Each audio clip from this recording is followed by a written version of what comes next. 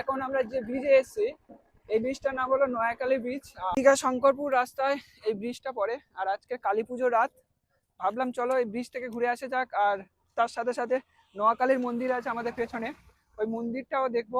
তোমরা যারা দীঘায় ঘুরতে আসো একবার হলো এই ব্রিজটাকে ঘুরে যেও।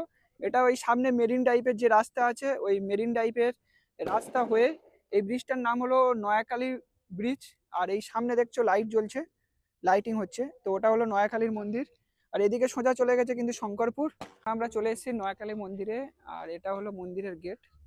দেখছো আগের থেকে কত সুন্দরভাবে, আমি যখন এসেছিলাম এতটা লাইট দেয়নি, এখন খুব সুন্দরভাবে সাজিয়েছে। সামনে দেখো কি লেভেলের লাইট চলছে, সামনে ওখানে একটা দেখবে ওয়াটারফলস চলছে। আর এই সাইড গুলো লাইট দেওয়া।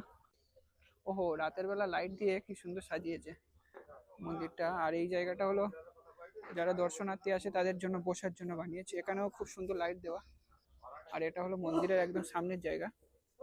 চলো মাকে আজকের কালী পুজোর দিনে দর্শন করব।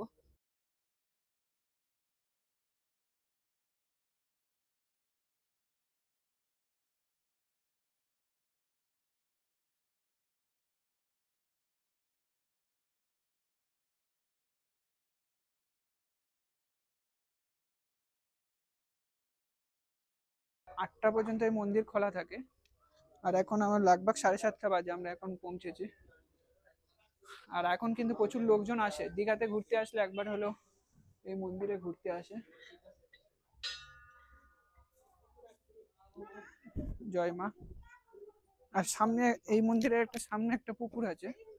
এই পুকুরটা এই পুকুরটা হলো কিন্তু মিষ্টি জলের পুকুর। কারণ এই পুকুরের জল থেকেই কিন্তু পুজোর ডালা টালা সমস্ত কিছু প্রসাদ দেওয়ার সময় দেওয়া হয়। এই পুকুরটা হলো মিষ্টি জলের পুকুর। চারিদিকে ওপারে কিন্তু নোনা সমুদ্রের জল, আর এই পুকুরটাই শুধুমাত্র মিষ্টি জল। ওখান থেকে আমাদের প্রসাদ কিনে এসে এখানে পুজো দেওয়া হয়। রাত 8টা পর্যন্ত এই মন্দির খোলা থাকে।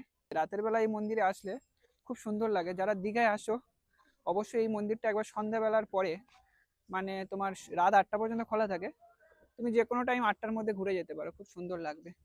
আর কারা কারা এই মন্দিরে এসেছো তোমরা কমেন্টে জানিও।